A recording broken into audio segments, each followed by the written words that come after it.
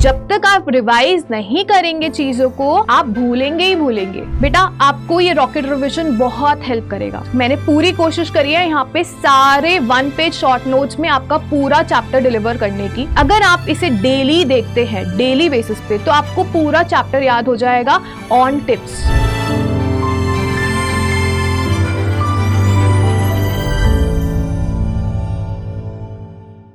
Hi everyone, कैसे हो आप? जल्दी से मुझे बताएंगे इन द कमेंट सेक्शन।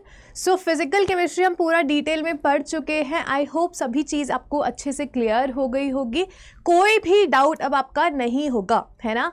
हमने क्वेश्चन प्रैक्टिस भी कर ली है, सारी चीज़ें कवर कर ली है। अब बहुत इंपॉर्टेंट बात है कि आपको फिजिकल केमिस्ट्री को अगर याद रखना है बिफोर योर एग्जाम, आपको हर एक चीज़, एक एक पॉइंट अगर क्लियर हो, तो उसके लिए क्या करना चाहिए? उसके लिए रॉकेट रिविजन करना चाहिए। आपको ये वीडियो डेली देखनी है, you have to promise me. तो जल्दी से मुझे कमेंट सेक्शन में #प्रॉमिस ज़रूर लिख के देंगे। आप क्या डेली रॉकेट रिविजन वाली वीडियोज़ देख रहे हो? इनऑर्गेनिक केमिस्ट्री आपको मिल चुकी है, फिजिकल केमिस्ट्री की भी वीडियो आपको यहाँ पर मैं कंप्लीट देने वाली हूँ। बस आपको आधा घंटा 45 मिनट्स में तीनों चैप्टर्स को कंप्लीटली रिवाइज करना है। 30 से 45 मिनट्स की ये वाली वीडियो रहेगी, पूरा फिजिकल केमिस्ट्री कवर हो जाएगा। तो ये रॉकेट रिविजन डेली आपको करना है।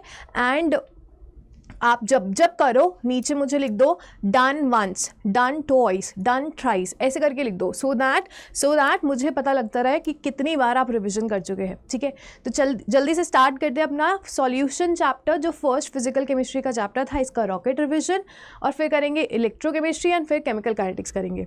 तो बेटा हमने सॉल्यूशन चैप्टर में क्या पढ़ा था? सबसे पहले बात, सॉल्यूशन होता क्या है, यही है। सॉल्यूशन क्या होता है? इट्स अ मिक्सचर ऑफ 2 और मोर सब्सटेंसेज। एक वर्ड लगाना नहीं भूलना, इट्स अ होमोजेनियस मिक्सचर। तो सॉल्यूशन को कैसे डिफाइन करते हैं everyone? Solution is defined as the homogeneous mixture of 2 और मोर सब्सटेंसेज। ये किस किस से बना होता है? एक सॉल्यूट होता है और दूसरा क्या होता है? सॉल्वेंट होता है। सॉल्यूट क्या होता है? जो कम क्वांटिटी में प्रेजेंट होता है, और सॉल्वेंट क्या होता है? जो ज़्यादा क्वांटिटी में प्रेजेंट होता है। जैसे चीनी वाला पानी, चीनी वाले पानी में चीनी कम है तो ये सॉल्यूट हो गया, पानी ज़्यादा है तो वो सॉल्वेंट हो गया। अच्छा, मोर दैन 1 सॉल्यूट हो सकते हैं लेकिन सॉल्वेंट एक ही रहेगा। तो आपके पास सॉल्वेंट हमेशा एक ही रहता है, सॉल्यूट जो है एक से ज़्यादा हो सकते हैं। जैसे शिकंजी जब हमने बनाई थी तो उसमें शुगर था, नमक था, लेमन था, ये तीनों क्या है? सॉल्यूट है। और सॉल्वेंट क्या था? सिर्फ पानी था। ठीक है, चलिए नेक्स्ट हमने करी थी बात क्लासिफिकेशन ऑफ सॉल्यूशन की। तो सबसे पहले क्लासिफिकेशन, नंबर ऑफ कंपोनेंट्स, जो चीज़ें आप मिलाकर सॉल्यूशन बना रहे हो वो कितने हैं। अगर 2 ही चीज़ डाली तो बाइनरी, 3 चीज़ डालोगे तो टर्नरी, 4 चीज़ें डाल के सॉल्यूशन बना रहे हो तो वो क्वाटरनरी सॉल्यूशन हो जाता है। अगर टर्नरी सॉल्यूशन है तो 3 सॉल्यूट होंगे, 1 सॉल्वेंट होगा, है ना, समझाया था ना। तो ये चीज़ आपको नहीं भूलनी है। इसके बाद हमने करा था on the basis of phase of solute and solvent. आपका फेज सॉलिड हो सकता है, लिक्विड हो सकता है, गैस हो सकता है। सॉल्यूट जो है उसके फेजेस 3 हो सकते हैं, ऐसे ही सॉल्वेंट के 3 फेजेस हो सकते हैं। 3 के कॉम्बिनेशन से टोटल जो कॉम्बिनेशंस मिल के आए थे वो कितने थे? 9। तो हमने ये 9 क्लासिफिकेशंस करी थी, है ना। अगर आपके पास जो सॉल्वेंट फेज है वो गैस है तो ऐसे सॉल्यूशंस को क्या बोलते हैं? Gaseous solution. सॉल्यूशन का जो फेज होता है वो सॉल्वेंट के फेज से बराबर होना चाहिए। अगर सारे सॉल्वेंट गैसियस फेज में है तो उसे गैसियस सॉल्यूशन बोलेंगे, अगर सॉल्वेंट लिक्विड फेज में है तो उसे लिक्विड सॉल्यूशन बोलेंगे, और अगर सॉलिड्स फॉर्म में है आपका सॉल्वेंट सॉलिड फॉर्म में है तो ये सॉलिड सॉल्यूशन बोला जाएगा। लिक्विड फॉर्म में है तो इसे हम क्या बोलते हैं? लिक्विड सॉल्यूशन बोलते हैं। पूरे सॉल्यूशन चैप्टर में हमें कौन से 3 कैटेगरी पढ़नी है? Gas in liquid, liquid in liquid and solid in liquid पढ़नी है। Gas in liquid Henry's law पढ़ा था, liquid in liquid Raoult's law पढ़ा था, याद करो, एंड सॉलिड इन लिक्विड हमने कॉलिगेटिव प्रॉपर्टी पढ़ी थी। तो एक्चुअली में इस चैप्टर का नाम सॉल्यूशन की जगह लिक्विड सॉल्यूशन रख दें तो बेटर रहेगा, क्योंकि हम सिर्फ इसमें लिक्विड सॉल्वेंट में चीज़ें जब मिलाई जाती हैं वो वाली कैटेगरी को पढ़ते हैं। ठीक है, इसके बाद यहाँ पे आपके एग्जाम्पल्स, ये पूरी चार्ट मैंने आपको दे रखी है, PDF आपको मिल जाएगी। टेलीग्राम चैनल पे ज्वाइन करना ना भूलें। अगर आपको लग रहा है मैम ये तो बहुत छोटा छोटा लिखा हुआ है, हमारे फ़ोन में अगर ये PDF खोलेंगे तो अच्छे से क्लैरिटी नहीं आएगी, तो बेटा जूम करके देख लेना, बहुत अच्छे से एक एक चीज़ क्लियर करें आपको दिखेगी। ठीक है, बस आपको छोटा छोटा इसलिए दिया हुआ है कि आपको एक पेज पढ़ने पे ज़्यादा बोझ ना पड़े। इससे ज़्यादा पेजेस दूंगी तो आपको लगेगा अरे भाई बुक ही लिख दी है आपने, है ना। तो हमें तो बुक नहीं चाहिए, हमें तो 1 पेज शॉर्ट नोट्स चाहिए। तो मैंने आपको ये 1 पेज शॉर्ट नोट्स दे दी है, इंपॉर्टेंट डेफिनेशंस लॉज वगैरह की सब इसमें मेंशन्ड है, ठीक है। तो आप जूम करोगे तो आपको सारी चीज़ें जो है वो मिल जाएगी, ठीक है बेटा। इसके एग्जाम्पल्स वगैरह के साथ मैंने आपको ये टेबल दे दी है, आप इसको एक बार देख ज़रूर लेना और बाय हार्ट याद कर लेना, ठीक है। ठीक है, जैसा मैंने आपको बताया इस सॉल्यूशन चैप्टर के अंदर हम क्या पढ़ेंगे, गैस इन लिक्विड जो हेनरीज लॉ का पार्ट था, liquid in liquid Raoult's law का पार्ट था, एंड सॉलिड इन लिक्विड जो किसका पार्ट था, आपकी कॉलिगेटिव प्रॉपर्टी का पार्ट था, ठीक है, वेरी इंपॉर्टेंट। इसके बाद हमने पढ़ा था कॉन्सेंट्रेशन टर्म्स, ये सारी concentration terms some basic concepts of chemistry class 11th में आप ऑलरेडी पढ़ के आए हो, बट ये वाली कॉन्सेंट्रेशन टर्म्स बहुत इंपॉर्टेंट है क्योंकि सॉल्यूशन चैप्टर इसके बिना आगे प्रोसीड नहीं कर सकता। तो इफ़ इन केस अगर आपके मोल कंसेप्ट क्लियर नहीं है तो फटाफट से जाकर एक मोल कॉन्सेप्ट की वीडियो जाकर देखिए आओ, उसी के बाद आप सॉल्यूशन चैप्टर अच्छे से कर पाओगे, ठीक है।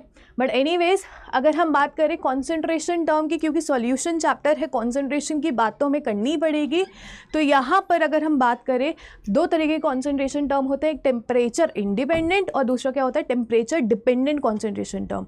जिन कॉन्सेंट्रेशन टर्म में वॉल्यूम नहीं आता, जिन कॉन्सेंट्रेशन टर्म में वॉल्यूम नहीं आता वो टेम्परेचर इंडिपेंडेंट कॉन्सेंट्रेशन टर्म होती है, और जिनमें वॉल्यूम आता है वो टेम्परेचर डिपेंडेंट कॉन्सेंट्रेशन टर्म होती है, क्योंकि वॉल्यूम चेंज होता है टेम्परेचर के साथ, है ना।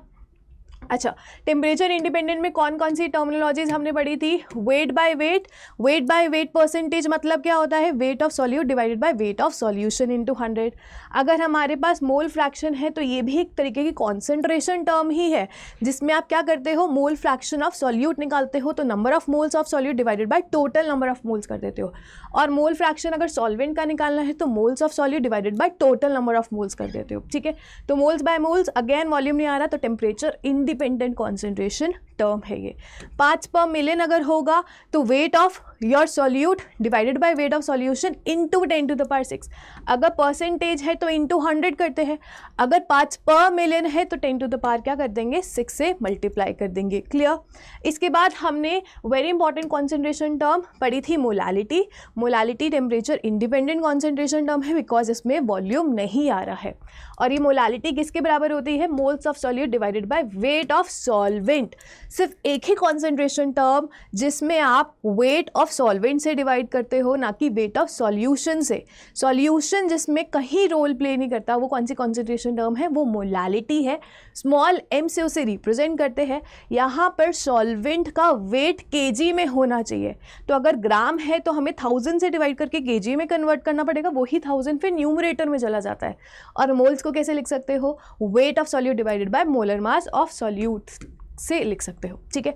तो ये आपकी टेम्परेचर इंडिपेंडेंट कॉन्सेंट्रेशन टर्म्स थी। If I talk about temperature dependent तो इसमें वेट बाय वॉल्यूम परसेंटेज हमने पढ़ा था, ठीक है, वॉल्यूम बाय वॉल्यूम पढ़ा था, मोलारिटी एंड नॉर्मेलिटी पढ़ी थी। मोलारिटी क्या होता है, number of moles of solute divided by volume of solution in litres, ठीक है।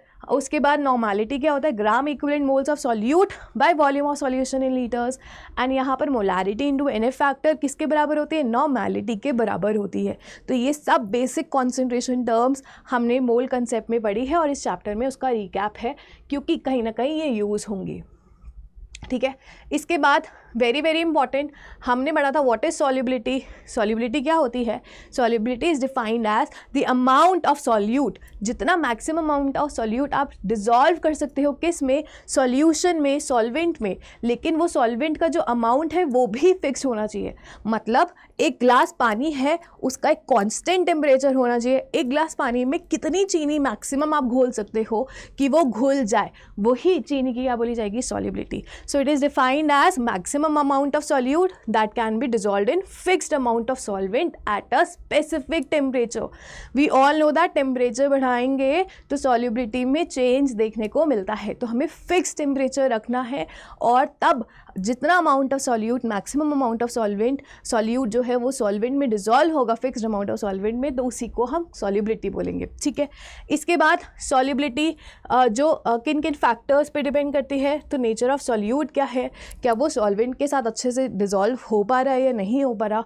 नेचर ऑफ सॉल्वेंट पे भी डिपेंड करती है, अगर दोनों पोलर हैं तो पोलर प्रोटिक सॉल्वेंट्स, पोलर है तो लाइक डिज़ोल्व लाइक के कंसेप्ट से पोलर सॉल्यूट पोलर सॉल्वेंट में डिज़ोल्व हो जाएगा। अगर नॉन पोलर सॉल्यूट है तो उसको नॉन पोलर सॉल्वेंट ही चाहिए। तो ये सारी चीज़ें नेचर पे डिपेंड करती है। दूसरी बात टेम्परेचर पे भी डिपेंड करती है। इसमें हमने 2 केसेस पढ़े थे। अगर रिएक्शन एक्सोथर्मिक है, अगर कोई सॉल्यूशन आप बना रहे हो और उसकी रिएक्शन एक्सोथर्मिक है, और अगर कोई सॉल्यूशन आप बना रहे हो उसकी रिएक्शन एंडोथर्मिक हो सकती है। एक्सोथर्मिक होगी तो टेम्परेचर बढ़ाने से जो सॉल्युबिलिटी है बेटा, एक्सोथर्मिक है तो सॉल्युबिलिटी कम होगी, और एंडोथर्मिक होगी तो मतलब उसको टेम्परेचर चाहिए, है ना। तो टेम्परेचर बढ़ाने से सॉल्युबिलिटी क्या होगी, बढ़ेगी। सॉल्युबिलिटी क्या होगी एवरीवन, इंक्रीज करेगी, ठीक है। तो ये चीज़ बहुत इंपॉर्टेंट है, इसे आप याद रखेंगे। Then we talked about Henry's law. Henry's law में किस टाइप का सॉल्यूशन भरते हैं, तो आप क्या बोलोगे, इसमें हम गैस एंड लिक्विड सॉल्यूशन भरते हैं। एक लिक्विड सॉल्यूशन में गैस को डिसॉल्व करने की कोशिश करते हैं, जैसे पानी में हम ऑक्सीजन को डिसॉल्व करने की कोशिश कर रहे हैं, तो ऑक्सीजन पे जितना प्रेशर लगाएंगे उतनी उसकी सॉल्युबिलिटी पानी में इंक्रीज करेगी। तो दैट मीन्स वही आपका हेनरीज लॉ है, और इसकी स्टेटमेंट भी मैंने आपको इस शॉर्ट नोट में 1 पेज शॉर्ट नोट में दे रखी है, क्योंकि ये जो लॉज हैं इनकी स्टेटमेंट आपको एज इट इज़ याद रखनी है, आप अपने मन से कुछ भी नहीं लिख के आएंगे, ठीक है। तो इसकी जो स्टेटमेंट है ये क्या कहती है, टेम्परेचर भैया कांस्टेंट होना चाहिए। At constant temperature solubility of gas, पानी में जो डिज़ोल्व कर रहे हो ऑक्सीजन वो किसके डायरेक्टली प्रोपोर्शनल है भाई, उस पर कितना प्रेशर आप लगा रहे हो। तो solubility of gas is directly proportional to the pressure of gas applied. जो प्रेशर आप गैस पर अप्लाई कर रहे हो, जितना अप्लाई करोगे उसकी सॉल्युबिलिटी बढ़ेगी। अब सॉल्युबिलिटी कुछ नहीं, एक तरीके से कॉन्सेंट्रेशन टर्म ही है। जो हेनरीज लॉ में यूजुअली कॉन्सेंट्रेशन टर्म यूज़ होती है वो मोल फ्रैक्शन यूज़ होती है। तो प्रेशर ऑफ गैस आप बढ़ाओगे तो उसकी सॉल्युबिलिटी इन सॉल्यूशन बढ़ेगी, तो वो डायरेक्टली प्रोपोर्शनल था। प्रेशर बढ़ाने से सॉल्युबिलिटी बढ़ेगी किसकी, जो सॉल्यूट है, जो गैस है उसकी। और जब आपने प्रोपोर्शनैलिटी साइन हटाया तो एक कांस्टेंट आया, इस कांस्टेंट का नाम क्या है, हेनरीज कांस्टेंट। क्या नाम है एवरीवन, हेनरीज कांस्टेंट। अच्छा, कोई मुझे चार्ज सेक्शन में इसकी यूनिट बताएगा। जो KH की यूनिट है वो किसकी यूनिट के बराबर होना चाहिए, प्रेशर की यूनिट के बराबर होना चाहिए, क्योंकि मोल फ्रैक्शन इज यूनिटलेस, है ना। तो बात सबको समझ आ गई। सो दिस वॉज हेनरीज लॉ। इसकी कुछ लिमिटेशंस थी, क्या क्या लिमिटेशंस थी ये भी आपको 2 मार्कर में पूछ सकता है, या 3 मार्कर में पूछ लेगा कि भैया बता दो हेनरीज लॉ क्या है और इसकी क्या क्या लिमिटेशन है, क्या ग्राफ है, वो सारी चीज़ें 3 मार्कर में भी पूछ सकता है। साथ में आपको एक न्यूमेरिकल दे देगा प्यारा सा, तो बहुत बढ़िया 3 मार्कर का क्वेश्चन भी यहाँ से बन सकता है, ठीक है। तो लिमिटेशन क्या थी, सबसे पहले it is not applicable to very high temperature, ठीक है। हाई टेम्परेचर या एक्सट्रीम कंडीशंस पे ही एप्लीकेबल नहीं होता। बहुत ही हाई प्रेशर या बहुत ही हाई टेम्परेचर या बहुत ही लो टेम्परेचर वगैरह पे ये एप्लीकेबल नहीं होता, ठीक है। हाई प्रेशर लो टेम्परेचर पे ये स्पेसिफिकली एप्लीकेबल नहीं होता। देन अगर हम एक सेकेंड रुको, हाँ ठीक है। देन अगर हम बेटा बात करें, गैस जो है आपकी ना ही वो एसोसिएट करनी चाहिए ना ही वो डिसोसिएट करनी चाहिए, ठीक है, क्योंकि उससे वैन ऑफ फैक्टर चेंज हो जाएगा, अब तो आपको पता ही है ना। बट हेनरीज लॉ के अकॉर्डिंग जो उसकी लिमिटेशन थी वो क्या थी, ये उन गैसेस पे बात नहीं करता जो गैस जाके सॉल्वेंट में एसोसिएट कर जाती है या डिसोसिएट कर जाती है, या फिर कोई भी केमिकल चेंज के अंडरगो प्रोसेस वो होता है, ठीक है। जैसे O2 को अगर आप पानी में डालोगे तो O2 as it is dissolve होना चाहिए, उसमें कोई एसोसिएशन या डिसोसिएशन नहीं होना चाहिए, या फिर O2 फर्दर रिएक्ट नहीं करनी चाहिए पानी से।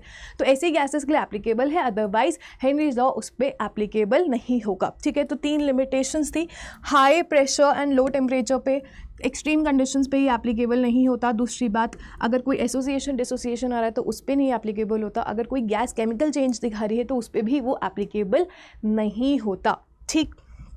उसके बाद इसकी एप्लीकेशंस के ऊपर भी जो है वो बन सकते हैं क्वेश्चंस। एप्लीकेशन पार्ट से सबसे पहले हमने बेटा क्या पढ़ा था, यहाँ पर जो CO2 आप डिज़ोल्व करते हो सॉफ्ट ड्रिंक में, जो सॉफ्ट ड्रिंक की प्रिपरेशन है उसमें हेनरीज लॉ ही अप्लाई करते हैं। प्रेशर ऑफ CO2 बढ़ाते हो तो CO2 की सॉल्युबिलिटी जो है वो इंक्रीज़ होती है इन योर सॉफ्ट ड्रिंक्स, ठीक है। तो जो फिज़ आप बोलते हो कि इसमें फिज़ मिसिंग है, तो दैट मीन्स CO2 का जो डिज़ोल्यूशन है वो ज़्यादा हो गया। CO2 बाहर बेसिकली फिज़ के फॉर्म में नहीं दिख रही है, वो डिज़ोल्व ज़्यादा हो गई है, ठीक है। दूसरी बात, जो टैंक्स ऑफ स्कूबा डाइवर्स होते हैं उनको हम फिल करते हैं किसके साथ, बेसिकली ऑक्सीजन आप प्योरली नहीं फिल कर सकते है ना, क्योंकि वो बहुत ज़्यादा हैवी हो जाता है, तो हम लाइट वेटेड हीलियम को यूज़ करते हैं, नाइट्रोजन ऑक्सीजन हीलियम का मिक्सचर फिल करा जाता है। ठीक है, आपने पढ़ा भी था हीलियम को क्यों डाला जाता है, हीलियम को क्यों डाला जाता है, बिकॉज बेंट्स को प्रिवेंट करने के लिए। बेंच क्या होते हैं, जब स्कूबा ड्राइवर्स ऊपर आते हैं सरफेस लेवल पे तो प्रेशर कम होता है, प्रेशर कम होता है तो जो डिजॉल्व अमाउंट ऑफ जो एयर हमारी बॉडी में होती है वो क्या होती है, बाहर निकलती है, क्योंकि प्रेशर कम होगा तो सॉलिबिलिटी कम होगी, तो प्रेशर जो गैसेस हैं वो बाहर निकलेंगी, उसकी वजह से आपका क्या क्रिएट हो जाता है, वैक्यूम टाइप्स क्रिएट हो जाता है, जैसे हम बेंट बोलते हैं। ठीक है, आपके नर्वस सिस्टम में, तो उसको प्रिवेंट करने के लिए हमें क्या करना पड़ता है, हीलियम डालना पड़ता है। ठीक है, राइट। नेक्स्ट एनॉक्सिया की बात करते हैं। एनॉक्सिया क्या होता है, जब आप हाई ऑल्टीट्यूड में पहाड़ों पे जा रहे हो तो ऊपर एटमॉस्फेरिक प्रेशर, जैसे जैसे ऑल्टीट्यूड पे जाते हो तो एटमॉस्फेरिक प्रेशर क्या होता है, कम होता है।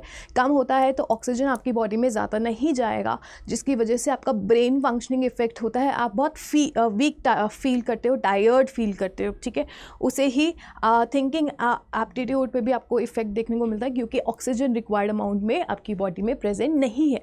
इसी प्रॉब्लम को हम क्या बोलते हैं, एनॉक्सिया बोलते हैं। ठीक है, इसके बाद हमने वेपर प्रेशर का कंसेप्ट पढ़ा था। Pressure exerted by vapours above the liquid surface. जो वेपर्स हैं वो अपने क्या लगा रहे होंगे, प्रेशर लगा रहे होंगे लिक्विड सरफेस पे, और यहाँ पर एक इक्विलिब्रियम अचीव हो जाता है, उसे ही हम वेपर प्रेशर बोलते हैं।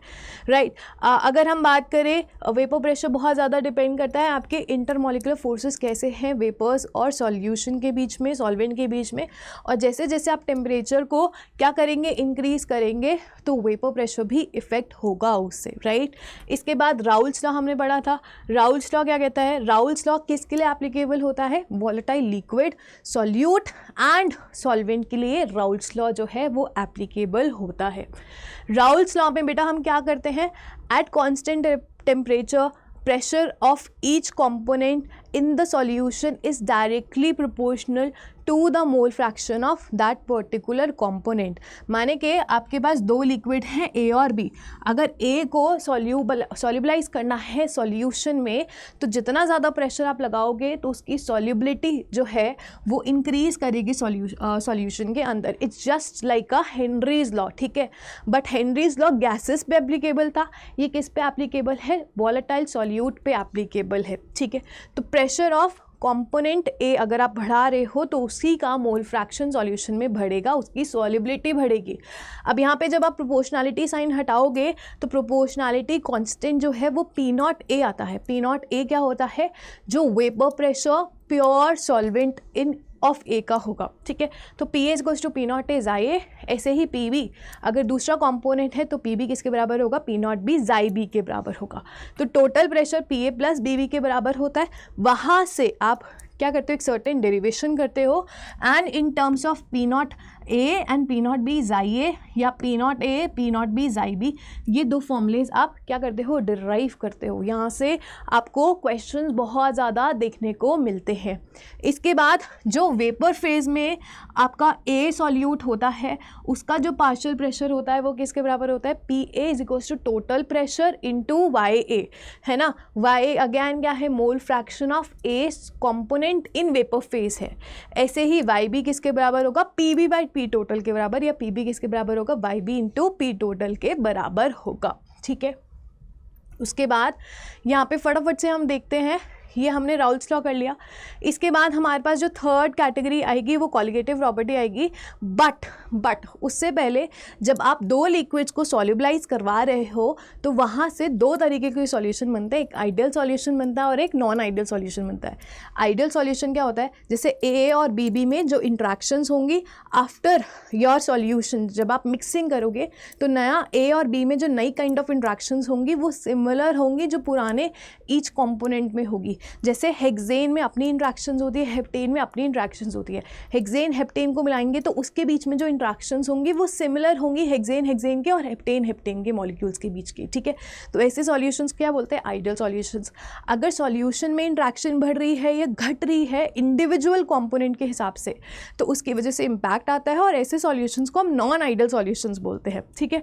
अगर हम बात करें आइडियल सॉल्यूशन में राउल्स लॉ फॉलो होता है, जो प्रेशर टोटल होता है वो इंडिविजुअल कंपोनेंट के प्रेशर्स के बराबर होता है। नॉन आइडियल सॉल्यूशन में ऐसा नहीं होता है, ठीक है। जो आइडियल सॉल्यूशन का ये वाला ग्राफ हमने पढ़ा था, इसके बाद आइडियल सॉल्यूशन में del v mixture is equals to 0 होता है, डेल एच मिक्सचर 0 होता है। आपकी जो इंट्रैक्शंस हैं वो सबका ईच कंपोनेंट का सेम रहता है, सॉल्यूशन सॉल्यूट का भी सेम रहता है, ठीक है। और इसके बाद ये राउल्स लॉ को फॉलो करता है। नॉन आइडियल सॉल्यूशन के केस में हमने दो तरीके के सॉल्यूशंस पढ़े थे, एक पॉजिटिव डेविएशन दिखाने वाले और एक नेगेटिव डेविएशन दिखाने वाले। जो पॉजिटिव डेविएशन दिखाते हैं उनमें कर्व जो हैं वो ऊपर जाते हैं, और जो नेगेटिव डेविएशन दिखाते हैं उसमें नीचे जाते हैं कर्व्स, ठीक है। इसके बाद पॉजिटिव डेविएशंस में क्या होता है, del v mixture greater than 0, आपके पास जो डेल एच मिक्सचर है वो भी ग्रेटर दैन 0 होता है, और आपके पास जो इंट्रैक्शन है अगर वॉल्यूम बढ़ रहा है तो इसका मतलब ए एंड बी की जो इंट्रैक्शंस हैं वो वीक होगी तो वॉल्यूम बढ़ेगा। वेराज नेगेटिव डेविएशन में सब नेगेटिव होता है, del V negative, del H negative होता है।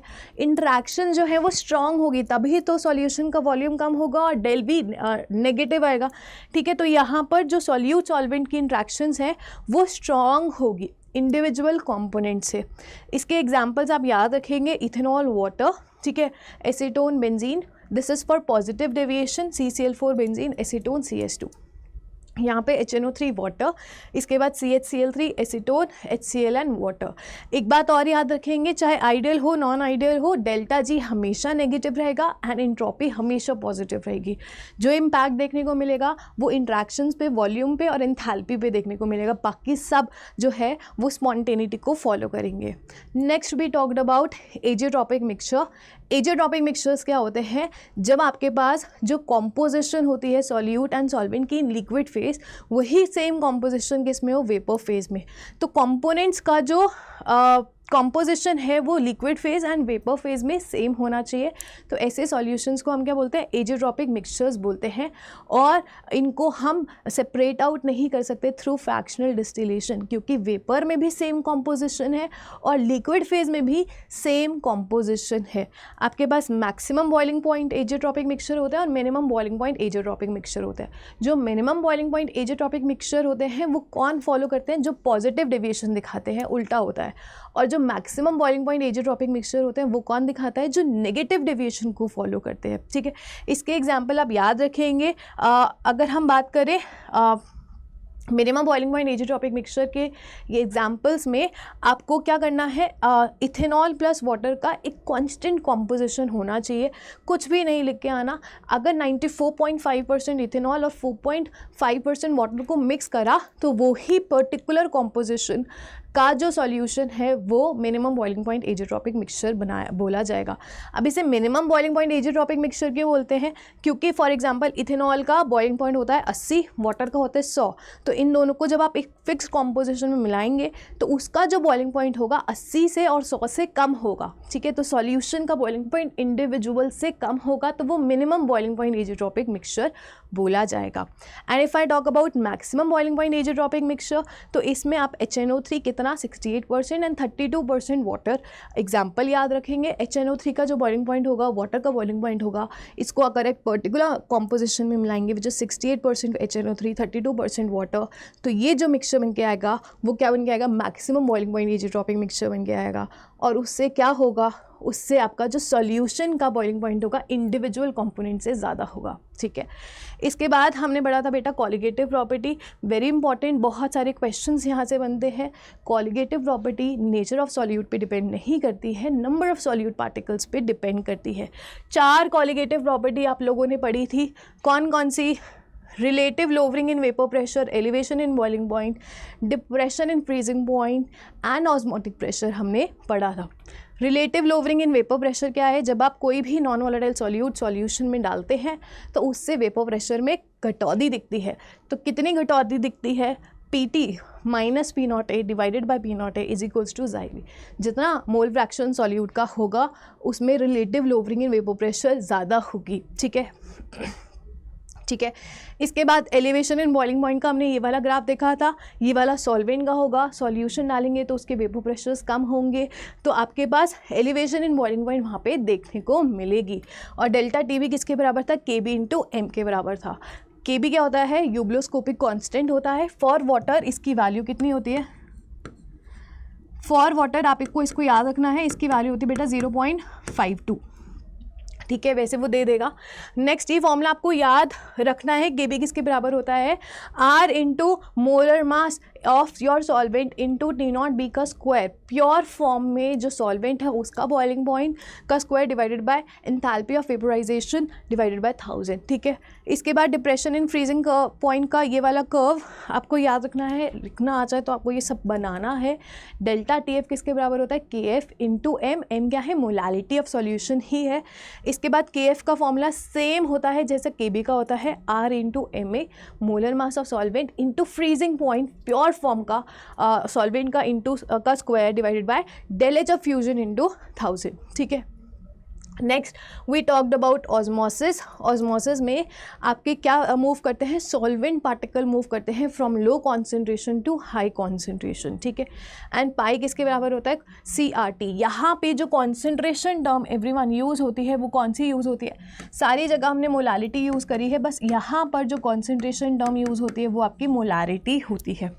रिवर्स ऑस्मोसिस क्या होता है, जब आप एक्सटर्नल प्रेशर ऑस्मोटिक प्रेशर से ज़्यादा लगाएंगे तो प्रोसेस उल्टा हो जाएगा ऑस्मोसिस का, उसे हम रिवर्स ऑस्मोसिस बोलते हैं। सॉल्वेंट जो लो कॉन्सेंट्रेशन से हाई कॉन्सेंट्रेशन में मूव करा था, अब रिवर्स ऑस्मोसिस में वो हाई से लो कॉन्सेंट्रेशन में मूव करेगा, ठीक है। इसके बाद आइसोटोनिक सॉल्यूशंस हमने पढ़े थे। आइसोटोनिक सॉल्यूशंस क्या होते हैं, जब आपके पास दो सॉल्यूशंस का ऑस्मोटिक प्रेशर क्या रहता है, सेम। हाइपरटोनिक एंड हाइपोटोनिक पढ़े थे। हाइपरटोनिक मतलब जिसका ऑस्मोटिक प्रेशर ज़्यादा होगा, एंड हाइपोटोनिक मतलब जिसका ऑस्मोटिक प्रेशर कम होगा, ठीक है। फिर हमने देखा था जो कुछ सॉल्यूट हम डाल रहे थे बेटा, उसकी वजह से क्या हो रहा था, उसकी वजह से एबनॉर्मल मासेस देखने को मिल रहे थे। उसके पीछे जो रीज़न था वो एसोसिएशन एंड डिसोसिएशन था। तो हमने उसको कैलकुलेट करने के लिए एक वैन हॉफ फैक्टर वैल्यू निकाली जिसे हम बोलते हैं आई। अगर नॉन इलेक्ट्रोलाइट सॉल्यूट डाल रहे हो तो उसका हमेशा 1 रहता है, अगर एसोसिएशन होता है तो I लेस दैन 1 होता है, अगर डिसोसिएशन होता है तो I ग्रेटर दैन 1 होता है, ठीक है। तो यहाँ पर एसोसिएशन के केस में जो फॉर्मूला ऑफ I होता है and alpha degree of dissociation के बीच में जो फॉर्मूला होता है आप ये भी याद रख सकते हो, 1 minus alpha plus alpha by N, या फिर आप क्या बोल सकते हो, alpha is equals to 1 minus I divided by 1 minus 1 by N बोल सकते हो, ठीक है। इसके बाद अगर डिसोसिएशन होता है तो I ग्रेटर दैन 1, इसका formula 1 minus alpha plus N alpha. मुझे ये ईजी लगता है तो मैं ऐसे ही याद रखती हूँ, अदरवाइज आप इसकी रीअरेंजमेंट करके क्या लिख सकते हो, आपका ये अल्फा वैल्यू आएगा, ठीक है। Alpha should be equals to 1 minus I divided by 1 minus N. N क्या है, जितने नंबर ऑफ पार्टिकल्स में वो डिसोसिएट या एसोसिएट हो रहा है, ठीक। इसके बाद आई के ये दो फॉर्मूले, it is equals to total number of particles after dissociation और association divided by initial particles देखन, या फिर i is equals to normal molar mass divided by observed molar mass, right. तो अगर हम बात करें KCl सॉल्यूशन की, जब आप कॉलिगेटिव प्रॉपर्टी इस पर अप्लाई कर रहे थे तो इसका जो मास निकल के आया वो कितना निकल के आया, 34.75 निकल के आया। तो ये उसका क्या हो जाएगा, आपका ऑब्जर्व्ड मोलर मास। नॉर्मल कितना होता है आपका 39 प्लस 35.5 करेंगे तो इसका डबल होगा, तो वहाँ से आप वो वैल्यू डिवाइडेड बाय 34.75 करेंगे तो वो वैल्यू 2 आएगी। इन केस ऑफ एसिटिक ये मास आया 120, ये क्या है बेटा, ऑब्जर्व्ड मास, लेकिन एक्चुअली में इसका कितना होता है मास 60, तो 60 बाय 120 ये वैल्यू 1/2 आ जाएगी, तो आपको आई की वैल्यू मिल जाएगी, ठीक है। तो इस तरीके से सॉल्यूशन चैप्टर का आप क्या कर सकते हो, ये देखिए 1 पेज मैंने पूरा यहाँ पे जितनी जो लॉज वगैरह की डेफिनेशंस थे वो सब मैंने लिखा है। ये आपको PDF टेलीग्राम चैनल पर मैं दे दूँगी, ठीक है। बट आप टेलीग्राम चैनल ज़रूर ज्वाइन कर लेना, क्योंकि हम उसमें आपके डाउट्स भी लाइव सॉल्व कर रहे हैं। तो अगर आपको कोई भी प्रॉब्लम है तो आप वहाँ से कनेक्ट कर सकते हैं, है ना। तो फटाफट से अगर आपको इसका फ़ोटो भी लेना है तो आप इसको ले सकते हो। फिर हम अपने मूव करेंगे नेक्स्ट चैप्टर की तरफ, विच इज़ योर इलेक्ट्रोकेमिस्ट्री, ठीक है। I hope it's clear, right. के फॉर्म में लेकर आप मल्टीपल टाइम्स रिविजन करके इसको अच्छे से याद कर लेना, ठीक है। सो इलेक्ट्रोकेमिस्ट्री में बेटा हम क्या पढ़ते थे, इलेक्ट्रोकेमिस्ट्री में हम लोग पढ़ते थे कि आपका एनर्जी कन्वर्जन कैसे होता है, किसके बीच में, electrical energy and your chemical energy के बीच में जो एनर्जी कन्वर्जन होता है, वो सारी चीज़ें हम इलेक्ट्रोकेमिस्ट्री में पढ़ते थे। अब अगर कोई सेल इलेक्ट्रिकल एनर्जी को केमिकल एनर्जी में कन्वर्ट कर दे तो ऐसे सेल को इलेक्ट्रोलाइटिक सेल बोलते थे। जो सेल केमिकल एनर्जी को इलेक्ट्रिकल एनर्जी में कन्वर्ट कर दे उसे हम वोल्टिक सेल या इलेक्ट्रोकेमिकल सेल या आपका गैल्वेनिक सेल बोलते थे, ठीक है। तो इसके अंदर दो पार्ट्स थे, हमें एक बार गैल्वेनिक सेल के बारे में पढ़ना था और दूसरी बार इलेक्ट्रोलिटिक सेल के बारे में पढ़ना था। जब हमने इलेक्ट्रोलिटिक सेल से स्टार्ट करा तो इसमें हमने सबसे पहले बेटा ओम्स लॉ पढ़ा। ओम्स लॉ फिजिक्स में भी पढ़ते हो, voltage is directly proportional to current and जब आप प्रोपोर्शनलिटी साइन हटाते हो तो रेजिस्टेंस एज अ कांस्टेंट आता है, तो V is equals to IR होता है। अब जो रेजिस्टेंस है वो किस पे डिपेंड करता है, directly proportional to the length and inversely proportional to the area होता है। तो R is equals to rho L by A, ठीक है। यूनिट्स हमने देखी थी, R की ओम होती है और रेजिस्टिविटी जो स्पेसिफिक रेजिस्टेंस बोला जाता है उसे हम, उसी की यूनिट क्या होती है बेटा, ओम मीटर होती है, ठीक है। L बाय A को हम क्या बोलते हैं, सेल कांस्टेंट, जिसको आप G स्टार या G से भी रिप्रेजेंट कर सकते हो। कंडक्टेंस को हम G या C से रिप्रेजेंट करते हैं। कंडक्टेंस क्या होता है, 1 बाय रेजिस्टेंस होता है। कंडक्टिविटी क्या होता है, kappa which is equals to conductance into cell constant, ठीक है, G इंटू G स्टार होता है, राइट। फिर हमने देखा था बेटा मेटालिक कंडक्टेंस होती है और इलेक्ट्रोलिटिक कंडक्टेंस होती है। मेटालिक कंडक्टेंस में जो कंडक्टेंस होती है वो मूवमेंट ऑफ इलेक्ट्रॉन की वजह से होती है, लेकिन इलेक्ट्रोलिटिक कंडक्टेंस में जो मूवमेंट होती है वो आयंस की होती है, उसी की वजह से इलेक्ट्रोलिटिक कंडक्टेंस प्रोड्यूस होती है, ठीक है। आपका यहाँ पर मेटालिक कंडक्टेंस में कोई भी मैटर का ट्रांसफ़र नहीं होता, लेकिन यहाँ पर इलेक्ट्रोलिटिक कंडक्टेंस में मैटर मूव कर रहा है, कुछ डिसॉल्व हो रहा है तो कुछ बन रहा है, ठीक है। जब आप टेम्परेचर बढ़ाओगे तो मेटालिक कंडक्टेंस घटती है क्योंकि कर्नल्स के बीच में वाइब्रेशन बढ़ जाती है जिससे रेजिस्टेंस बढ़ जाता है, तो टेम्परेचर बढ़ाने से मेटालिक कंडक्टेंस कम होती है। लेकिन इलेक्ट्रोलिटिक कंडक्टेंस की बात करें तो टेम्परेचर बढ़ाने से इलेक्ट्रोलिटिक कंडक्टेंस जो है हमेशा बढ़ेगी। अगर वीक इलेक्ट्रोलाइट है तो नंबर ऑफ आयंस बढ़ेंगे एंड उसकी मोबिलिटी भी बढ़ेगी, तो इसकी वजह से इलेक्ट्रोलिटिक कंडक्टेंस बढ़ती है। इसके बाद हमने मोलर कंडक्टेंस पढ़ा था। मोलर कंडक्टेंस क्या होता है, जो कंडक्टिविटी 1 मोलर सॉल्यूशन के लिए हम डिफाइन करते हैं, कापा बाय M होता है जनरली, लेकिन अगर मोलारिटी जो है मोल्स पर लीटर के फॉर्म में है तो यहाँ पे आपको 1000 ऊपर मल्टीप्लाई करना होता है यूनिट्स को बैलेंस करने के लिए। तो कापा अगर साइमन सेंटीमीटर इनवर्स में है into 1000 divided by molarity moles per decimetre cube में आपको लेनी पड़ेगी, तो वहाँ से आप लैम्डा M मोलर कंडक्टेंस की वैल्यू निकाल सकते हैं, ठीक है। इसके बाद हमने conductivity, molar conductivity and concentration के बीच का ग्राफ पढ़ा था। अगर वीक इलेक्ट्रोलाइट है तो ऐसा होता है और स्ट्रॉन्ग है तो स्ट्रेट लाइन आती है। लिमिटिंग मोलर कंडक्टिविटी क्या होती है, जब आप कॉन्सेंट्रेशन नियर अबाउट क्या कर देते हो 0, तो इस पॉइंट पर जो कंडक्टिविटी आती है मोलर कंडक्टिविटी, उसी को हम लिमिटिंग मोलर कंडक्टिविटी से रिप्रेजेंट करते हैं।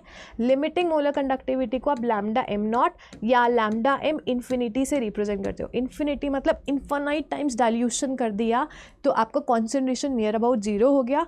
एंड अगर 0 है, नॉट है, तो ये किसको रिप्रेजेंट कर रहा है, 0 कॉन्सेंट्रेशन वैल्यू को रिप्रेजेंट कर रहा है। तो दोनों लिमिटेशंस दोनों जो दिखाया हुआ है तरीका मेंशनिंग का वो सही है, आप किसी से भी कर सकते हो, ठीक है। इसके बाद डिपाई-हक्केल-ऑन-सैगर इक्वेशन हमने पढ़ी थी।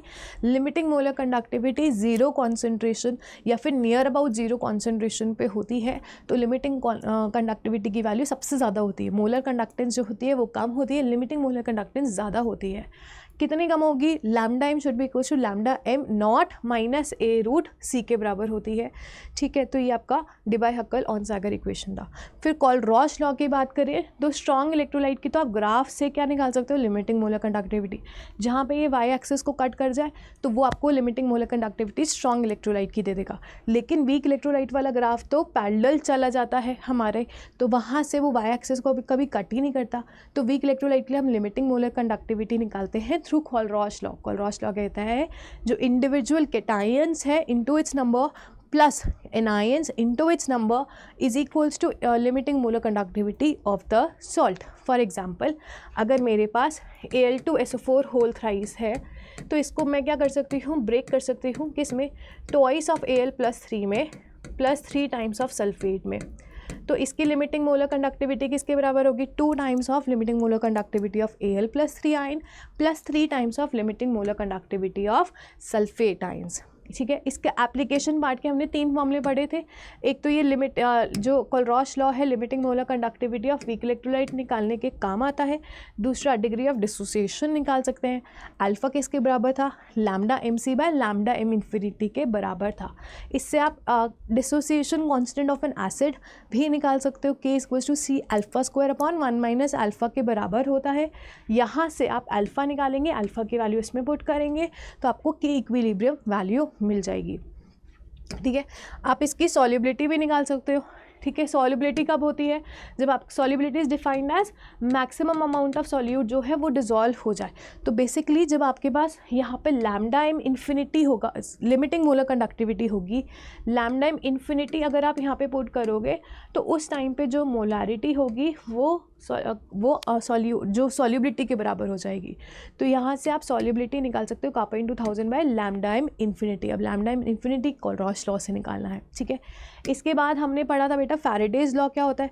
फैराडेज के 2 लॉ होते हैं, एक फैराडेज फर्स्ट लॉ और Faraday's second law. Faraday's first law क्या कहता है, जो अमाउंट ऑफ मेटल डिपॉजिट होगा आपके कैथोड पे वो किसके डायरेक्टली प्रोपोर्शनल होगा, कि कितना अमाउंट ऑफ करंट आप वहाँ पे पास करोगे, कितना अमाउंट ऑफ चार्ज आप पास करोगे। ठीक है, तो W is equals to Q के डायरेक्टली प्रोपोर्शनल होता है। तो W is equals to ZQ आ जाता है। Z इलेक्ट्रोकेमिकल केमिकल इक्विवेलेंट बोला जाता है, Q को हटाओगे तो I इंटू T आएगा। ठीक है, what is formula of Z, it is equals to equivalent molar mass by faradays which is equals to 96500। ठीक है, तो ये आपको फॉर्मूला याद रखना है फैराडेज फर्स्ट लॉ का। नेक्स्ट हमने इसमें पढ़ा था बेटा फैराडेज सेकेंड लॉ। जब आपके पास 2 या 2 से ज़्यादा सेल्स लगे होते हैं तो वहाँ पे आपका फैराडेज सेकेंड लॉ काम आता है। फैराडेज सेकेंड लॉ बोलता है जब आप 2 या 2 से ज़्यादा सेल्स में जो डायरेक्टली कनेक्टेड है उसमें आप सेम अमाउंट ऑफ चार्ज पास कर रहे हो तो जो वेट डिपॉजिट होंगे 2 मेटल्स के 2 डिफरेंट सेल में वो किसके डायरेक्टली प्रोपोर्शनल होंगे, उन दोनों के इक्विवेलेंट वेट के डायरेक्टली प्रोपोर्शनल होंगे। तो W of metal A by W of metal B should be equals to equivalent weight of metal A by equivalent weight of metal B के बराबर होना चाहिए। ठीक है, इसके बाद वेरी इंपॉर्टेंट टॉपिक हमने बैटरीज लास्ट में पढ़ी थी। ठीक है, तो मैंने इसमें सारा बैटरीज के बारे में भी आपको लिख दिया, cells and batteries and important reactions, जिसमें आपसे 2 मार्कर का क्वेश्चन बन सकता है या वो 5 मार्कर के पार्ट्स बना के यहाँ से क्वेश्चंस पूछ सकता है। तो इसे भूलना मत, इसे ज़रूर करके जाना है ना। बैटरीज़ क्या होती हैं, जब 2 या 2 से ज़्यादा सेल्स जो है आपके कनेक्टेड होते हैं सीरीज़ में और वो क्या कर रहे हैं, केमिकल एनर्जी को, हमें जो बैटरीज़ पढ़नी है हमें वो करनी है जो केमिकल एनर्जी को किस में कन्वर्ट कर दे, आपके इलेक्ट्रिकल एनर्जी में कन्वर्ट कर दे। तो basically it's a combination of galvanic cell only, है ना। ठीक है, ओके।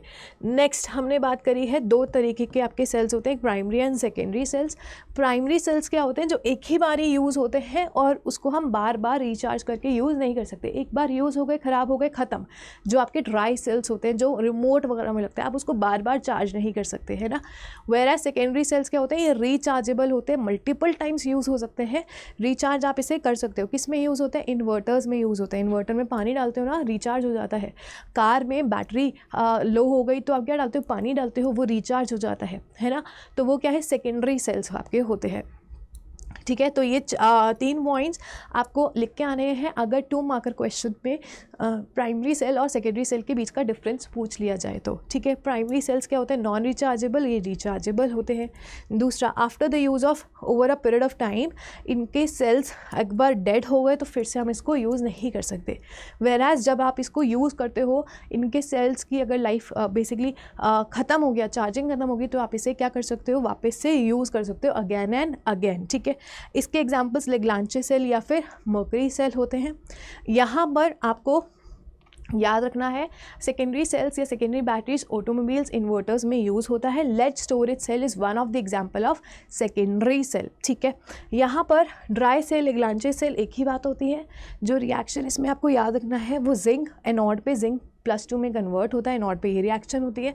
कैथोड पे मैंगनीज डाइऑक्साइड अमोनियम आयन और इलेक्ट्रॉन लेकर क्या करता है, मैंगनीज ऑक्सी हाइड्रोक्सी में कन्वर्ट हो जाता है और अमोनिया गैस को वो रिलीज़ करता है, ठीक है। तो ये इंपॉर्टेंट रिएक्शंस हर एक सेल की मैंने लिख दी है।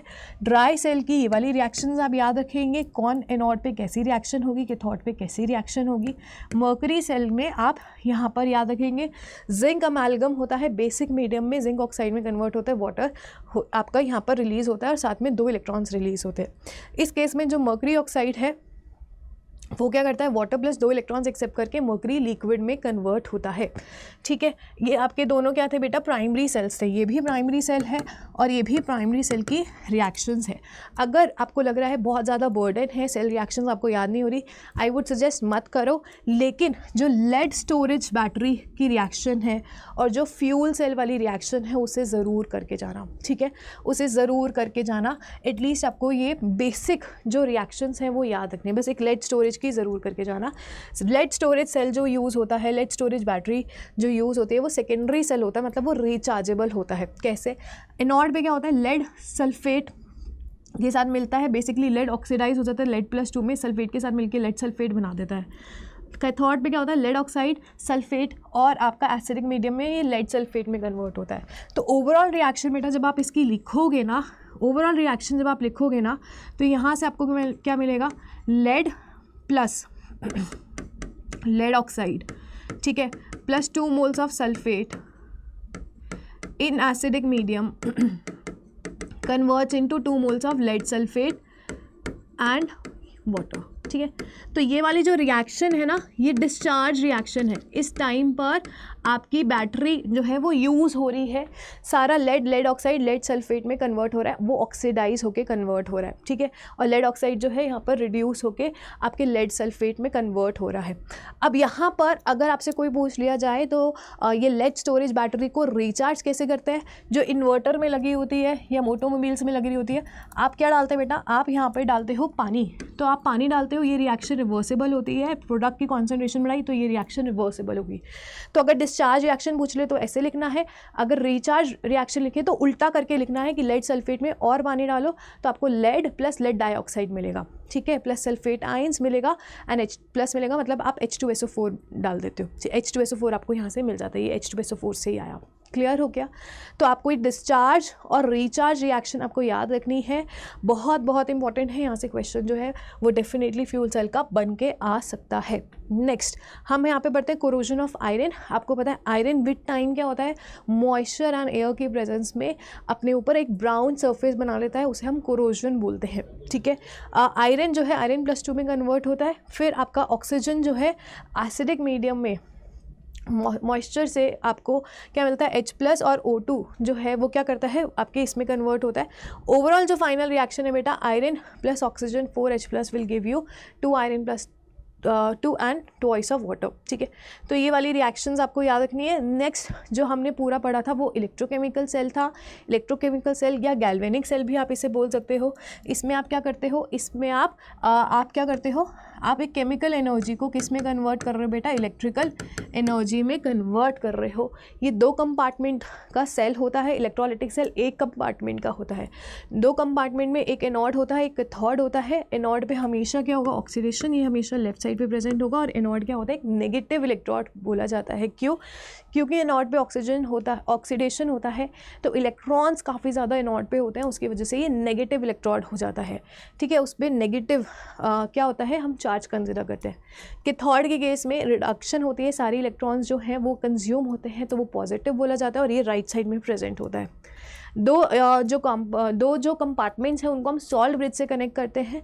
सॉल्ट ब्रिज का काम क्या होता है, ये सर्किट को कंप्लीट करता है, इलेक्ट्रिकल न्यूट्रलिटी को मेंटेन करके रखता है, ठीक है, एंड सर्किट में जो लिक्विड जंक्शन पोटेंशियल होता है उसको रिड्यूस करता है। What is liquid junction potential अपने को नहीं करना है, बट वो उसको रिड्यूस करके रखता है। दूसरी इंपॉर्टेंट बात, सॉल्ट ब्रिज में आप क्या क्या डालते हो, कौन कौन से इलेक्ट्रोलाइट डालते हो, तो इलेक्ट्रोलाइट्स जो यूज़ होते हैं वो KCl K2SO4 टाइप्स यूज़ होते हैं। क्यों यूज़ होते हैं, क्योंकि इनमें जो केटाइन एंड एनाइन की मोबिलिटी है वो सेम होती है, ठीक है। तो ये चीज़ आपको कैसा इलेक्ट्रोलाइटिक सेल वगैरह होता है वो आपको याद रखना है, ठीक है। गैल्वेनिक सेल में हमने फॉर एग्जांपल जिंक +2 में कन्वर्ट हो रहा था एनोडिक कंपार्टमेंट में, फिर सॉल्ट ब्रिज आया, फिर कॉपर +2 कॉपर में कन्वर्ट हुआ, तो इस तरीके से हम सेल रिप्रेजेंटेशन करते थे। इसमें आप स्टैंडर्ड सेल पोटेंशियल निकालते हो which is equal to E not cathode minus E not A not. Condition क्या है, दोनों ही रिडक्शन पोटेंशियल्स होने चाहिए। अगर कोई रिएक्शन इस तरीके से, तो आप नर्स्ट इक्वेशन कैसे अप्लाई करोगे, E cell is equal to E not cell minus 2.303 RT by NF log of आपका जो प्रोडक्ट कॉन्सेंट्रेशन है पावर में उनकी कॉफिशिएंट्स, तो C की पावर C, D की power D divided by A की पावर A, B की पावर B। अगर यही आप ई सेल निकालना चाहते हो 298 केल्विन या 25 डिग्री सेल्सियस, तो आपकी ये वैल्यूज़ में सारा 2.303 RTF की वैल्यूज़ पुट करके ये वैल्यू कितनी आई, माइनस 0.0591 बाय NI। ठीक है, तो ये वाला जनरली आपके न्यूमेरिकल्स में यूज़ होता है। ठीक है, कोई आपसे बोल दे भाई गिब्स फ्री एनर्जी निकालनी है या मैक्सिमम वर्क निकालना है, तो डेल्टा जी किसके बराबर होता है, minus NF of E cell के बराबर होता है। और स्टैंडर्ड गिब्स फ्री एनर्जी में आपको स्टैंडर्ड पोटेंशियल पुट करना पड़ता है। इक्विलिब्रियम के टाइम पे डेल्टा जी की वैल्यू 0 होती है, ई सेल की वैल्यू 0 होती है, लेकिन delta G not and E not की वैल्यू 0 नहीं होती है। ठीक है, इसके बाद delta G is goes to delta G not plus RT/LN/Q, ये हमने थर्मोडायनेमिक्स में इक्वेशन पढ़ते हैं। अगर इक्विलिब्रियम है तो डेल्टा जी जो है वो 0 होगा और Q के इक्विलिब्रियम के बराबर होगा। तो वहाँ से जब आप रीअरेंजमेंट करते हैं तो आपके पास जो Ln के इक्विलिब्रियम का इक्वेशन आता है वो ये वाला आता है। और अगर 298 पे अगर आपको के इक्विलिब्रियम निकालनी है तो इससे आप निकाल सकते हो। ठीक है, डेल्टा Ln के equilibrium is minus delta G not by RT minus NF E not से लिखोगे, माइनस माइनस से प्लस हो जाएगा, सारी चीज़ें पुट करोगे तो ये वाला लॉग के equilibrium NF N E not cell by 0.059 के बराबर आ जाएगा। ठीक है, ठीक है, एट लास्ट यहाँ पर मैंने आपको एक ट्रिक दी है to learn the electrochemical potential. ठीक है, what is electrochemical potential series, जो आप इलेक्ट्रोड्स को हम इंक्रीजिंग स्टैंडर्ड रिडक्शन पोटेंशियल के ऑर्डर में लगाते हैं तो उसे हम इलेक्ट्रोकेमिकल सीरीज़ बोलते हैं। जो नीचे वाले एलिमेंट्स होते हैं वो रिड्यूस्ड फॉर्म में रहना चाहते हैं, जो ऊपर वाले होते हैं वो ऑक्सीडाइज्ड फॉर्म में रहना चाहते हैं।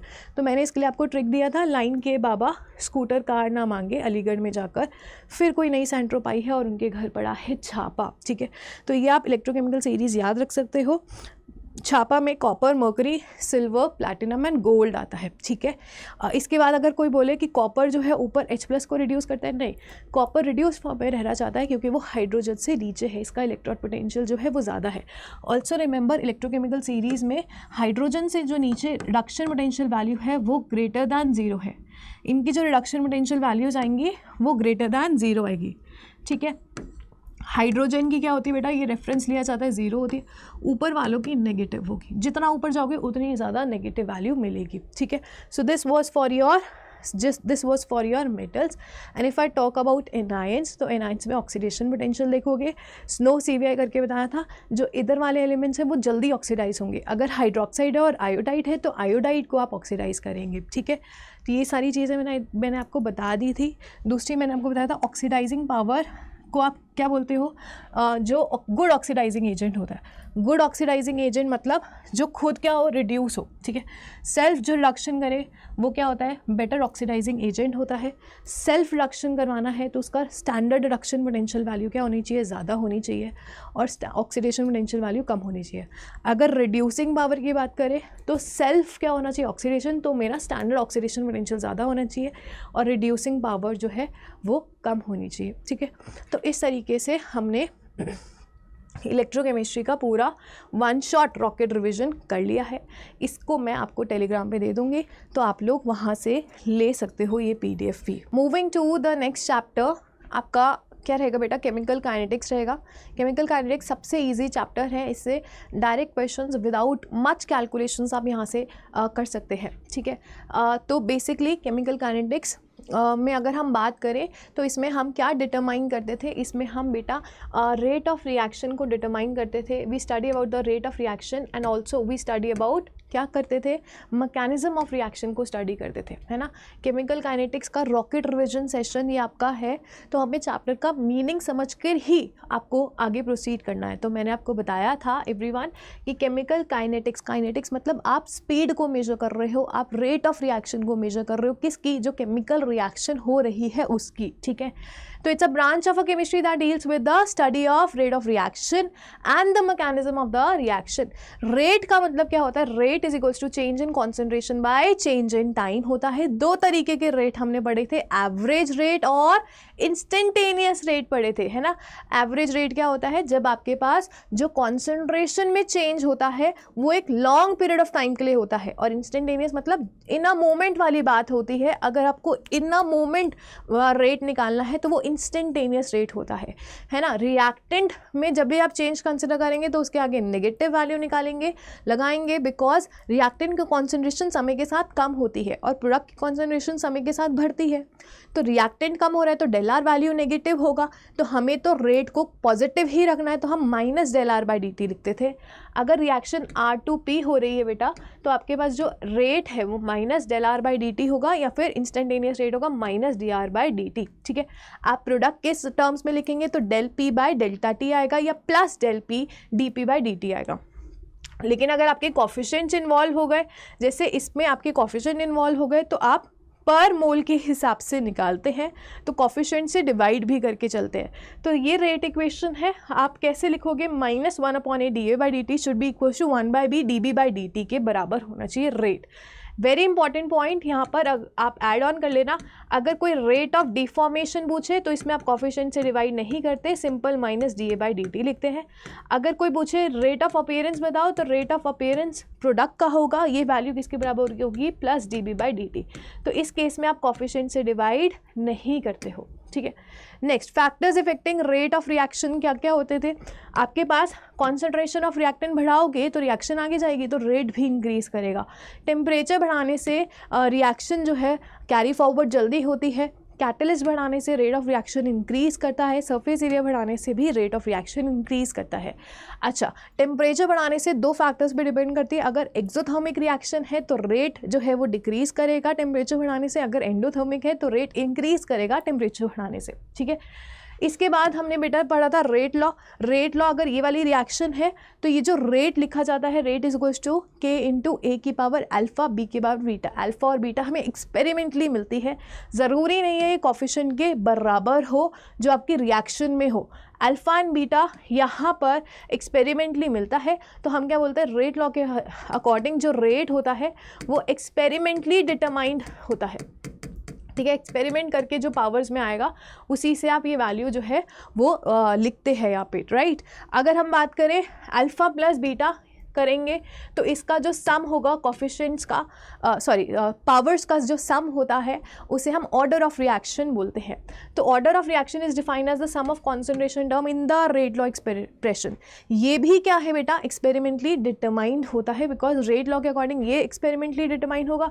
तो अल्फा प्लस बीटा निकालने के लिए आपको ऑर्डर चाहिए, ऑर्डर भी एक्सपेरिमेंटली डिटरमाइंड होगा। ठीक है, इसके बाद जो ऑर्डर ऑफ रिएक्शन होता है वो जीरो हो सकता है, पॉजिटिव हो सकता है, नेगेटिव हो सकता है, फ्रैक्शनल हो सकता है ना। तो ऑर्डर ऑफ रिएक्शन कुछ भी हो सकता है।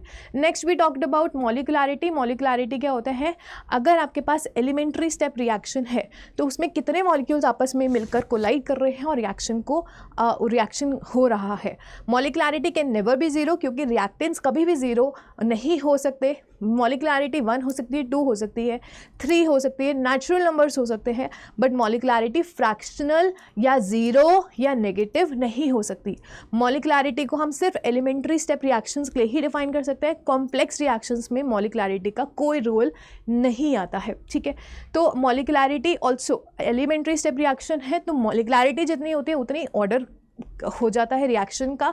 कॉम्प्लेक्स रिएक्शन में ऑर्डर हम मॉलिक्युलैरिटी के बराबर नहीं बोल सकते, क्योंकि मॉलिक्युलैरिटी कॉम्प्लेक्स रिएक्शन के लिए डिफाइन ही नहीं होती। What is complex reaction? जो रिएक्शंस मोर दैन 1 स्टेप में हो रही हैं उसे हम कॉम्प्लेक्स रिएक्शंस बोलते हैं। ठीक है, next we talked about unit of rate constant. So we all know that जो रेट होता है वो आपके डायरेक्टली प्रोपोर्शनल होता है किसके?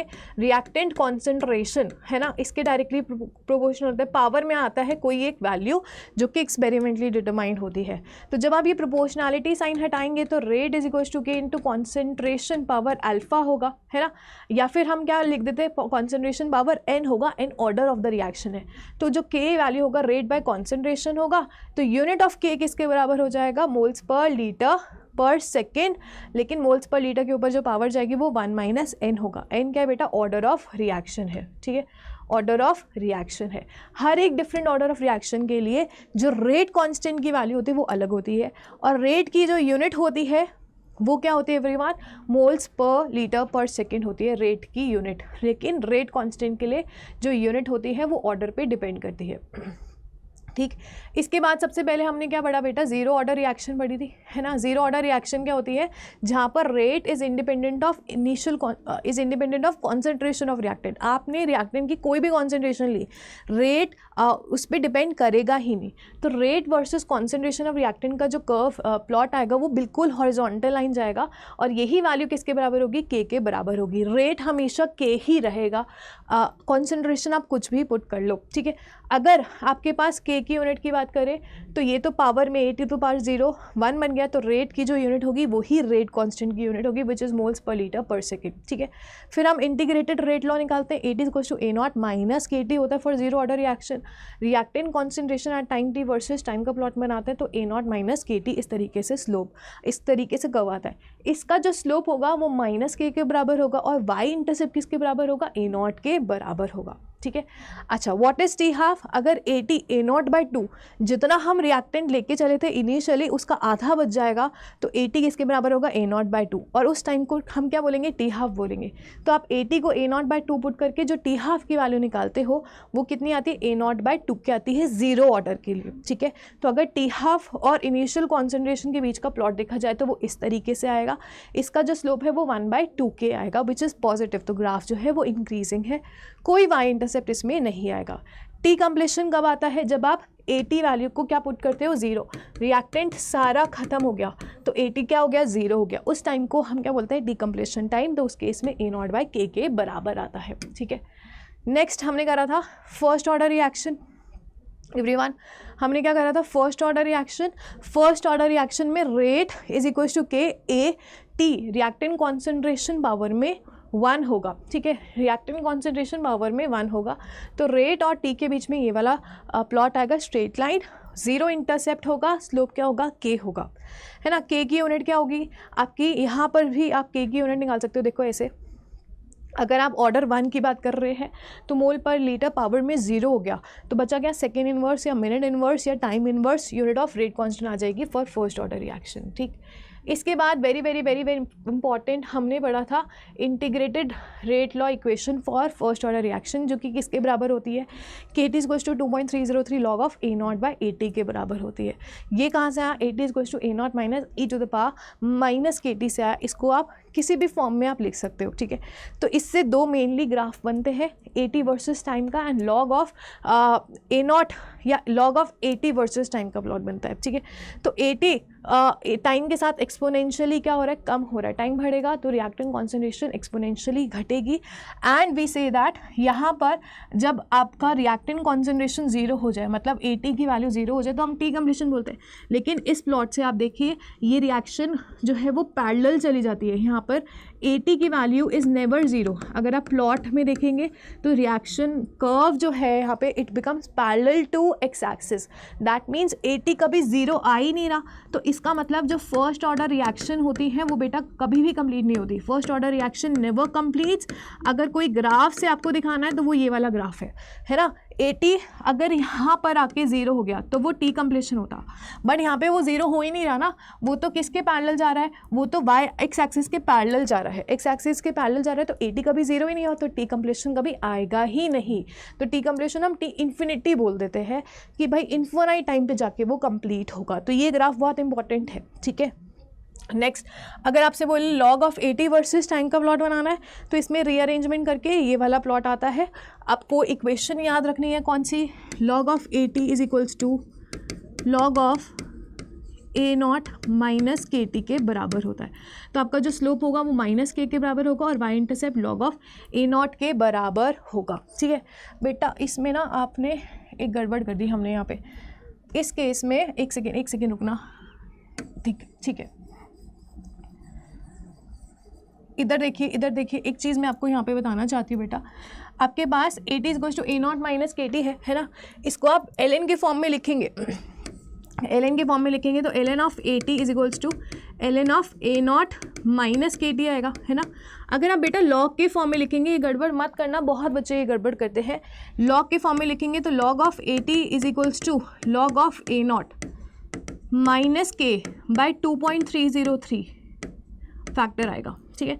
तो अगर आप ln of A T versus T का प्लॉट बनाते हैं तो उस केस में जो स्लोप है वो माइनस के बराबर आएगा, लेकिन log of A T versus T का प्लॉट बनाते हैं तो स्लोप के बराबर आएगा के माइनस के बाई 2.303, ठीक है।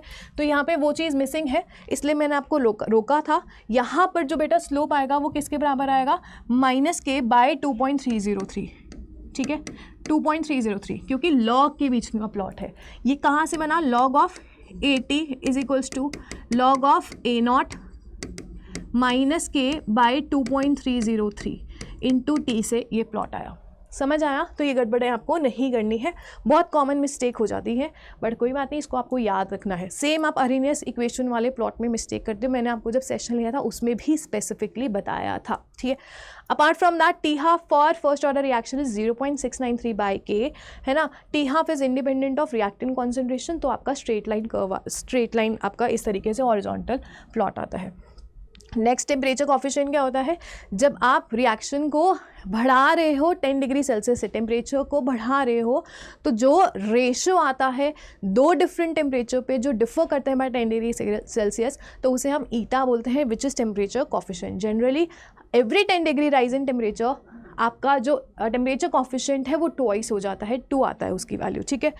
ओके, नेक्स्ट हमने अरेनियस इक्वेशन पढ़ी थी, है ना। अरेनियस इक्वेशन क्या होती है, जो रेट कांस्टेंट एंड टेम्परेचर के बीच में वेरिएशन देती है, और इसमें हम एक्टिवेशन एनर्जी जनरली कांस्टेंट रखते हैं। तो K is equals to A E to the power minus E A by R T के बराबर होता है। ln K is equals to ln A minus E A by R T के बराबर होगा। अगर ln K वर्सेज 1/t का plot बनाएंगे तो y इंटरसेप्ट ln A आएगा और slope minus E A by R आएगा। अगर log K बाई 1/t बनाते हैं तो फिर ई ए बाई 2.303 वाला फैक्टर भी आपको इंक्लूड करके चलना है, ठीक है, ठीक है। तो ये चीज़ मैंने इसमें ऐड कर दी। वेरी इंपॉर्टेंट, दो डिफरेंट टेम्परेचर पे अगर आपको एक्टिवेशन निकालनी है और आपको इंडिविजुअल रेट कांस्टेंट का रेशो दे रखा है, तो आप ये फॉर्मूला यूज़ कर सकते हैं, log of K2 by K1 is equal to E A by 2.303 R 1/T1 minus 1/T2, ठीक है, ठीक है। लास्ट में बेटा हमने पढ़ा था collision theory. Collision theory basically it tells about proper orientation होनी चाहिए। कोलिजन जो है वो डिपेंड करता है कि आपका जो प्रोबेबिलिटी फैक्टर है, स्टेरिक फैक्टर है, उस पर डिपेंड करता है। सो रेट इन सब चीज़ों पे भी डिपेंड करता है ना। प्रॉपर ओरिएंटेशन, प्रोबेबिलिटी फैक्टर क्या है, और सारी चीज़ों को अगर आप इंक्लूड करें तो रेट इज इक्वल्स टू ये जो है rho types ZAB e to the power minus E A by R T, और यहाँ पर जो K फैक्टर हम यूज़ करते हैं अरेनियस इक्वेशन पे, वहाँ से ये आपका इम्पैक्ट आता है, ठीक है। तो यहाँ पर जो ऐसे कर्वी पी बना रखा है, ये प्रोबेबिलिटी है, स्टेरिक फैक्टर है, ZAB क्या है, कोलिजन फ्रीक्वेंसी है। कोलिजन फ्रीक्वेंसी को कैसे डिफाइन करेंगे, number of collisions of the reacting molecules taking place पर सेकंड पर यूनिट वॉल्यूम। कितने कोलिजन्स हो रहे हैं रिएक्टिंग मॉलिक्यूल्स के बीच में इन a second in a per unit volume, तो उसे हम कोलिजन फ्रीक्वेंसी बोलते हैं, ठीक है। इसके बाद हमने लास्ट में इफेक्ट ऑफ कैटलिस्ट पढ़ा था। हम बोलते थे कैटलिस्ट क्या होता है, ऐसा चीज़ जो आप रिएक्शन में डालते हो जिससे रेट इंक्रीज हो जाता है। अब वो रेट इंक्रीज कैसे होता है, वो एक्टिवेशन एनर्जी को कम कर देता है। तो ये विद कैटलिस्ट, और वाइट वाला जो कर्व है वो विदाउट कैटलिस्ट है। एक्टिवेशन एनर्जी कम, फटाफट से रिएक्शन होगी, फास्टर रिएक्शन होगी। कैटलिस्ट खुद कंज्यूम नहीं होता, रिएक्शन में जैसा डाला वैसा का वैसा बाहर आ जाएगा, बस वो रिएक्शन में आपका सरफेस एरिया प्रोवाइड करता था, रिएक्टिविटी को इंक्रीज कर देता है, रिएक्टेंट्स के बॉन्ड को वीक कर देता है, तो ज़्यादा टाइम नहीं लगता, ठीक है, ठीक है। एक टॉपिक जो आपका रह गया वो सूडो फर्स्ट ऑर्डर रिएक्शन होती है। जब आप एक्चुअली में आपको लग रही है ये तो सेकेंड ऑर्डर रिएक्शन है, बट फाइनली जब आप कैलकुलेट करते हो वो corresponding to that first order आती है, तो वो सूडो फर्स्ट ऑर्डर रिएक्शन होती है। ये तभी होती है जब आप एक रिएक्टेंट की कॉन्सेंट्रेशन वैल्यू बहुत ज़्यादा ले लेते हो और एक की कम ले लेते हो। फॉर एग्जाम्पल वाटर आपने एक्सेस क्वान्टिटी में ले लिया, कॉन्सेंट्रेशन एक्सेस क्वान्टिटी में अगर आपने वाटर ले लिया तो उसकी कॉन्सेंट्रेशन चेंज नहीं आता, तो रेट उस पर डिपेंड नहीं करता, दूसरे पार्ट पे डिपेंड करता है। जैसे एस्टर हाइड्रोलिसिस में रेट किसके बराबर होना चाहिए था, rate should be equals to K into ester into water. Water बहुत हाई है तो रेट किसके बराबर होता है, K इंटू एस्टर। तो ये सूडो फर्स्ट ऑर्डर हो गया। हमें 2 था, दिख रहा था हमें सेकेंड ऑर्डर, बट एक्चुअली में तो फर्स्ट ऑर्डर निकला, है ना। इन्वर्जन ऑफ शुगर भी क्या होता है, सूडो फर्स्ट ऑर्डर रिएक्शन होता है। So this was whole about your chemical kinetics, ठीक है। ये केमिकल काइनेटिक्स का 1 पेज शॉर्ट नोट भी मैं आपको प्रोवाइड कर दूंगी। टेलीग्राम एवरीवन, मैं फिर से बोल रही हूँ, टेलीग्राम ज्वाइन कर लेना एंड इसको रिपीटेडली पढ़ते रहना जब तक आपको अच्छे से याद ना हो जाए। मिलते हैं नेक्स्ट आपके रॉकेट रिविजन सेशन में।